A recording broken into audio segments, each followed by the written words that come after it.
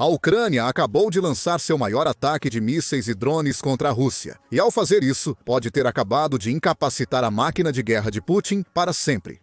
No que está sendo chamado de ataque triplo inteligente, a Ucrânia mirou refinarias de petróleo russas, fábricas de produção de armas e muito mais em um ataque destinado a dizimar a capacidade de Putin de manter suas tropas armadas nas linhas de frente. O efeito cascata será que a Ucrânia enfrenta uma Rússia enfraquecida, permitindo não apenas uma defesa mais forte contra as forças invasoras, mas também empurrá-las de volta para mais perto da fronteira, especialmente na conturbada região de Donetsk. Este ataque é um divisor de águas para a guerra na Ucrânia. Mas o que exatamente a Ucrânia conseguiu alcançar com seu ataque em 3 níveis contra a Rússia? Por que o ataque importa e como a Rússia respondeu? Respondemos todas essas perguntas neste vídeo, enquanto examinamos como a Ucrânia devastou a máquina de guerra russa. Então, o que de fato ocorreu? Em 14 de janeiro, British Broadcasting Corporation, Reuters e Al Jazeera estavam entre os primeiros a noticiar o ataque da Ucrânia, com a maior parte das informações vindo da própria Ucrânia. A British Broadcasting Corporation relata que a Ucrânia está chamando este ataque de o mais massivo da guerra até agora, com vários alvos sendo atingidos usando uma combinação de drones, mísseis de longo alcance, Atacom, fornecidos pelos Estados Unidos da América, e mísseis Storm Shadow britânicos. O uso dessas duas armas é revelador. Ambas permitem que a Ucrânia ataque profundamente em território russo, e foi isso que aconteceu. Segundo a British Broadcasting Corporation, alvos ucranianos estavam a centenas de quilômetros da fronteira. A agência de inteligência, Serviço de Segurança da Ucrânia, classificou o ataque como um duro golpe na capacidade bélica russa. Eles não estão errados. O ataque da Ucrânia levou ao menos 9 aeroportos russos a interromper temporariamente as operações e ao fechamento de escolas na região de Saratov.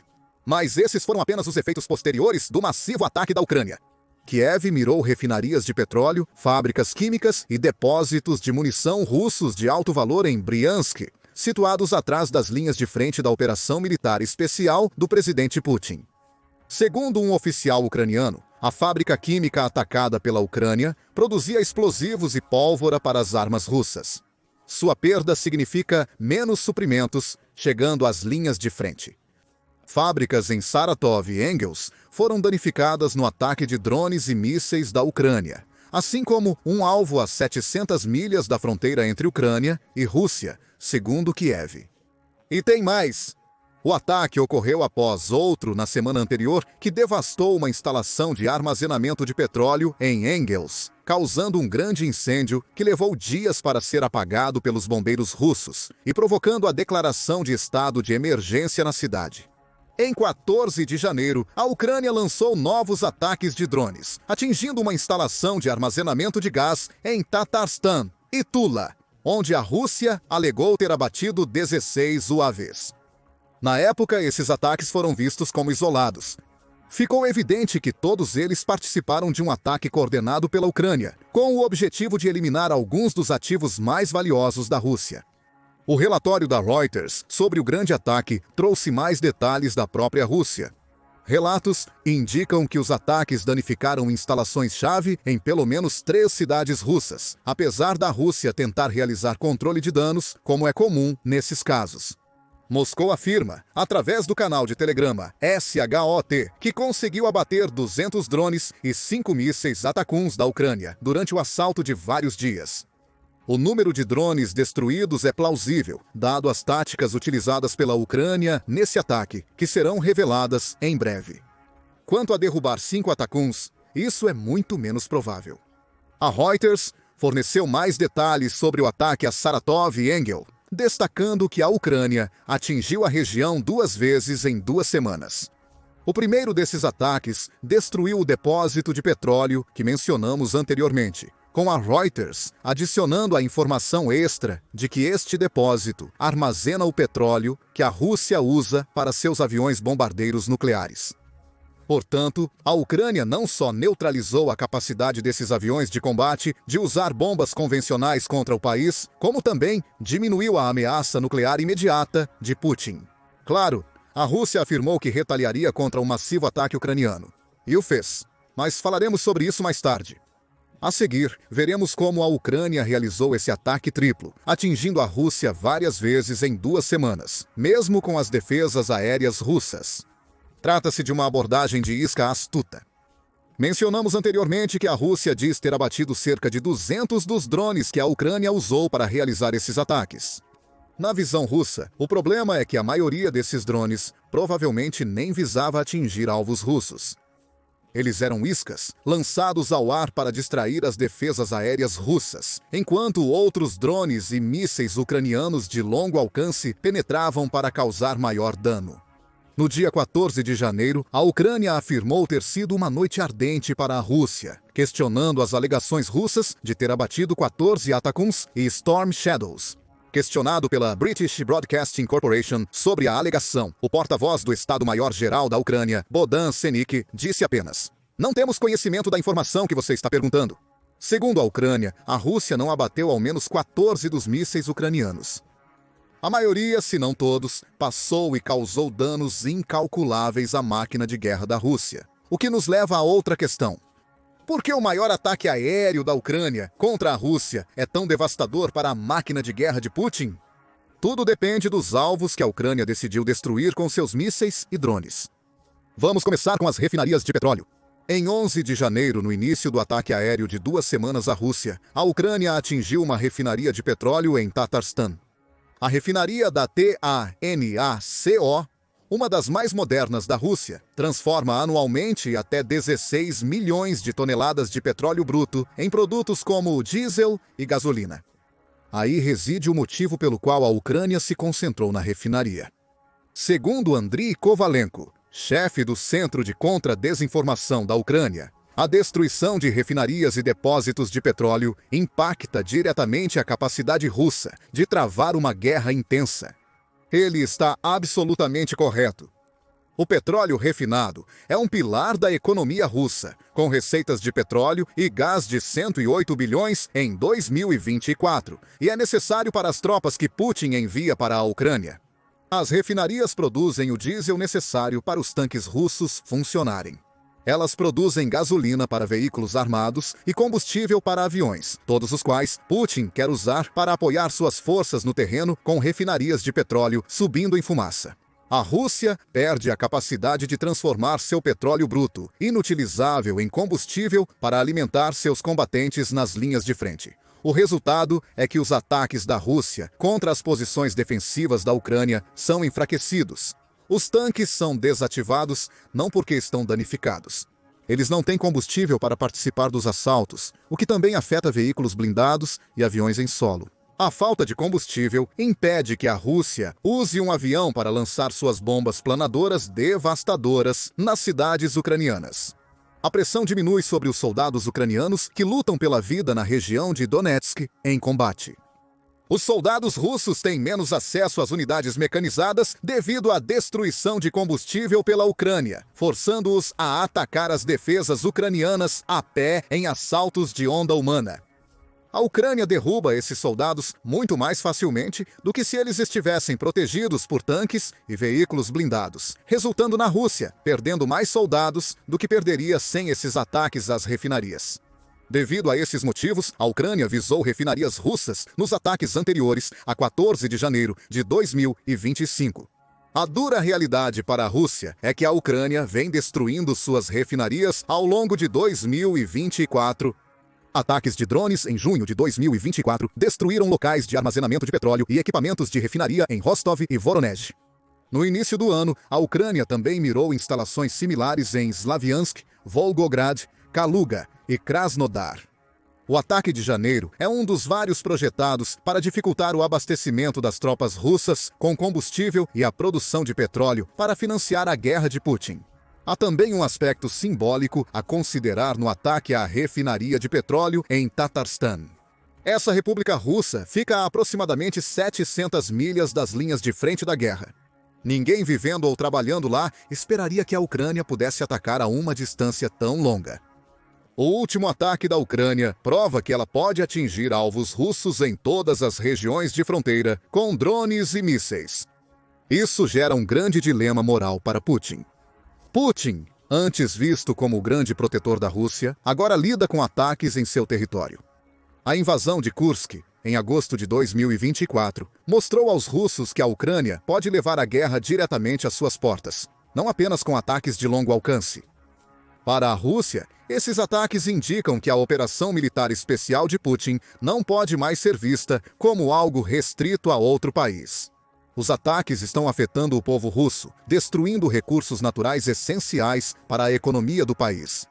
As refinarias de petróleo e instalações de armazenamento não foram os únicos alvos da Ucrânia. Com este blitz, também eliminou depósitos de munições russas em Saratov, localizado a cerca de 500 quilômetros das linhas de frente da guerra na Ucrânia. A proximidade de Saratov com a Ucrânia tornou-a uma peça vital na máquina de guerra de Putin, além de sua refinaria de petróleo já visada pela Ucrânia, abrigando instalações de armazenamento para bombas planadoras e mísseis de cruzeiro usados por Putin em seus ataques aéreos contra a Ucrânia. Essas bombas planadoras causam um terror especial. Usando bombas da era soviética, com asas especiais que se desdobram, custando entre 20 e 30 mil dólares cada, essas poderosas armas demonstram a abordagem de Putin para a guerra. Elas são imprecisas e pouco direcionadas. Ao invés disso, a Rússia acopla asas a bombas enormes com mais de 1 tonelada, contendo pelo menos 440 libras de explosivos para devastar as cidades ucranianas. A Rússia recorreu às armas nucleares após falhar em estabelecer sua superioridade aérea nos céus da Ucrânia. Em vez de arriscar mais aviões e helicópteros, perdeu 369 dos primeiros e 331 dos últimos, principalmente nos primeiros meses da invasão. Ao invés disso, seus bombardeiros lançam bombas planadoras atrás das linhas de frente da guerra. Os kits de asa especiais permitem que essas bombas planem por dezenas de milhas antes de atingirem um alvo. Para a Rússia, o que importa não é a precisão das bombas, mas que atinjam uma cidade ucraniana. As bombas causam danos colossais aos edifícios e cidadãos atingidos por suas explosões. Elas se tornaram fundamentais para a máquina de guerra da Rússia. Em março de 2024, Putin enviou 3.000 bombas planadoras para a Ucrânia, e os números não diminuíram desde então. Por isso, os ataques ao depósito de munições em Saratov são tão importantes. Ao destruir um grande estoque de bombas planadoras e mísseis de cruzeiro russos, a Ucrânia reduz a capacidade da Rússia de atacar suas cidades por via aérea. Como vemos com os ataques às refinarias, isso só significa más notícias para os soldados russos em terra e ótimas para os bravos defensores da Ucrânia. Os soldados russos perdem seus tanques e veículos blindados por não conseguirem abastecê-los, além de não atacarem as posições ucranianas enfraquecidas por bombas massivas. A Ucrânia concentra sua defesa nas ondas de soldados russos enviados em sua direção, causando mais baixas e enfraquecendo ainda mais a máquina de guerra de Putin. Esse é o ponto da blitz massiva da Ucrânia. Eliminar depósitos de munição e refinarias de petróleo priva as tropas russas desses valiosos ativos de forma direta. Mas talvez a Ucrânia valorize mais os efeitos indiretos. Menos pressão nos defensores ucranianos, soldados russos mais vulneráveis e muito dinheiro sendo drenado dos cofres da Rússia ao tentar se recuperar dos ataques aéreos da Ucrânia. É surpreendente que a Ucrânia tenha visado os depósitos de munição russos desde o verão de 2022, encontrou o calcanhar de Aquiles de Putin, porque sabe que destruir esses depósitos enfraquece a máquina de guerra da Rússia nas linhas de frente e nas estressadas instalações de produção de armas. As fábricas químicas que a Ucrânia visou durante seu ataque massivo nos levam ao tema da produção de armas. Bryansk, que abrigava uma fábrica química, agora reduzida a escombros em chamas, foi um dos vários alvos do ataque ucraniano. A fábrica estava a apenas 99,8 quilômetros das linhas de frente da guerra. Também abriga várias instalações industriais, 3 delas danificadas no blitz ucraniano. Os mísseis da Atacom foram os principais responsáveis pelos danos, segundo Andrei Kovalenko. A planta que a Ucrânia visou era importante para a produção de munição de artilharia e mísseis para o exército russo. Ele chama tal produção de um dos elementos-chave da indústria militar russa. A artilharia é uma das áreas em que a Rússia tem uma vantagem massiva sobre a Ucrânia em números puros. Mesmo com mais de 22 mil desses sistemas destruídos pelos defensores ucranianos, a Rússia ainda possui 5 mil unidades de artilharia no campo, sendo 1.000 autopropelidas e muitas outras aguardando reformas em instalações de armazenamento da era soviética. Mas eis a questão sobre a artilharia. Ela precisa de munição para ter utilidade. Esse é um dos principais desafios enfrentados pela máquina de guerra de Putin na Ucrânia.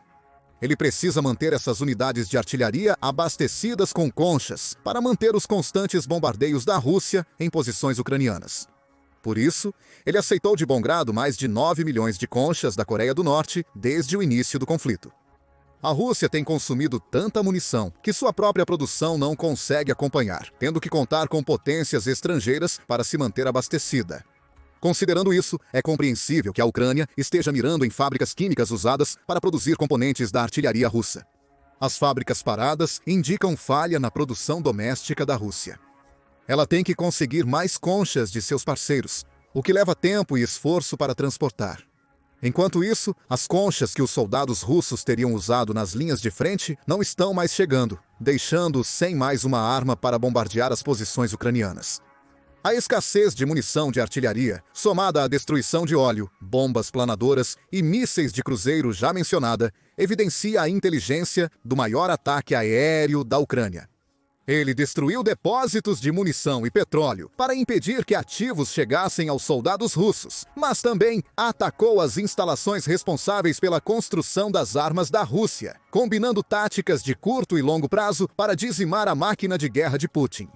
Isso não foi tudo. Uma fábrica de microeletrônicos em Bryansk também foi alvo de um grande ataque ucraniano, visando eliminar uma instalação que produz peças essenciais para as armas russas.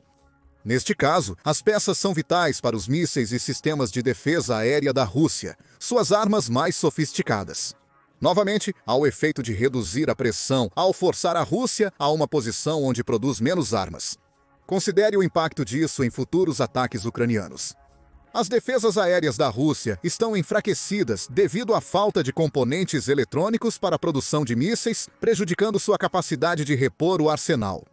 Se a Ucrânia desejar realizar outro ataque aéreo contra a Rússia, Putin terá ainda mais dificuldade em defender seu país contra essa ação.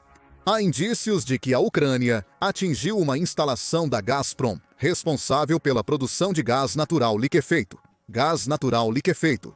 A Gazprom, uma das maiores estatais de energia da Rússia, foi atacada, sendo um tapa na cara de Putin, que depende dela para manter o fluxo de dinheiro em seus cofres. O ataque atingiu 3 tanques, incendiando-os e queimando os preciosos suprimentos de gás da Rússia. O gás natural liquefeito tem sido um alvo para a Ucrânia desde o início de 2025. Apesar das inúmeras sanções, a Rússia se tornou o segundo maior fornecedor de gás natural liquefeito da Europa em 2024. De acordo com o Guardian, navios transportaram 19,6 milhões de toneladas de gás natural liquefeito para o continente em um ano, um aumento de 2,2 milhões de toneladas em relação a 2023. Mais 49,5 bilhões de metros cúbicos de gás chegaram à Europa, através dos gasodutos russos que passam pela Turquia e um gasoduto na Ucrânia. Você pode ver para onde isso está indo. O ataque ucraniano a uma instalação de gás natural liquefeito diminuirá muito o volume desse gás que a Rússia pode enviar à Europa. Esses países serão impactados, mas parece que a Ucrânia está tomando a iniciativa para lembrar à Europa que ela deveria reduzir sua dependência energética da Rússia. A Ucrânia também interrompeu o fluxo de gás russo para a União Europeia pelo gasoduto que atravessa seu território, além do ataque sofrido. A medida ocorre após o fim de um acordo de 5 anos que manteve o gasoduto operando durante a guerra. Também coincide perfeitamente com o maior ataque aéreo da Ucrânia à Rússia. Segundo o presidente ucraniano Volodymyr Zelensky, a Ucrânia não permitirá que a Rússia lucre bilhões com o sangue de seu povo. Cerca de 30% do gás da Europa passa por este gasoduto, mostrando que a Ucrânia está disposta a fazer a Europa sentir o impacto para transmitir sua mensagem. Então, onde tudo isso deixa a máquina de guerra de Putin? A Ucrânia eliminou suprimentos de petróleo e gás, prejudicando a economia da Rússia e enfraquecendo as tropas russas nas linhas de frente contra a Ucrânia. destruiu instalações de armazenamento de munições russas, destruindo os projéteis de artilharia e bombas planadoras que Putin usa para bombardear as cidades da Ucrânia enquanto tenta ganhar mais território. A Ucrânia adotou uma estratégia de longo prazo, destruindo fábricas químicas e de microeletrônicos para impedir a Rússia de produzir mais projéteis de artilharia, mísseis e sistemas de defesa aérea, deixando-a mais vulnerável a ataques futuros. A máquina de guerra de Putin foi neutralizada, deixando-o insatisfeito. A Rússia jurou vingança pela massiva série de ataques aéreos da Ucrânia e cumpriu essas ameaças apenas um dia após o último ataque de 14 de janeiro. A Rússia lançou um grande ataque com mísseis e drones contra as redes de energia da Ucrânia em diversas regiões, buscando atingir Kiev onde mais dói durante o inverno.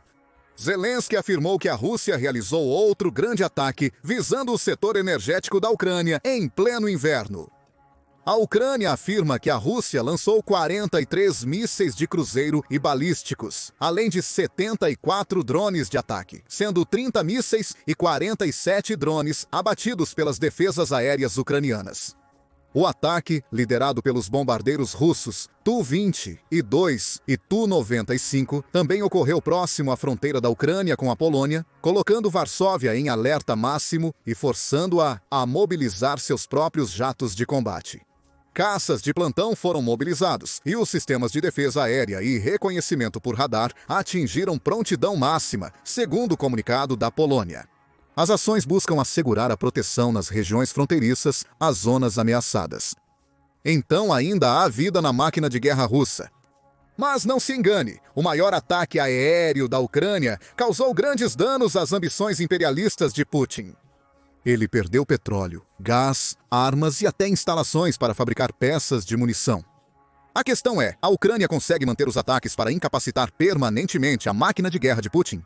Compartilhe sua opinião sobre os ataques aéreos e se você acredita que são uma grande vitória para a Ucrânia. A Rússia se recuperará dessas perdas? Para onde a guerra está caminhando? Deixe seu comentário e obrigado por assistir. Confira também, Ucrânia destrói a maior indústria da Rússia. Ou clique neste outro vídeo.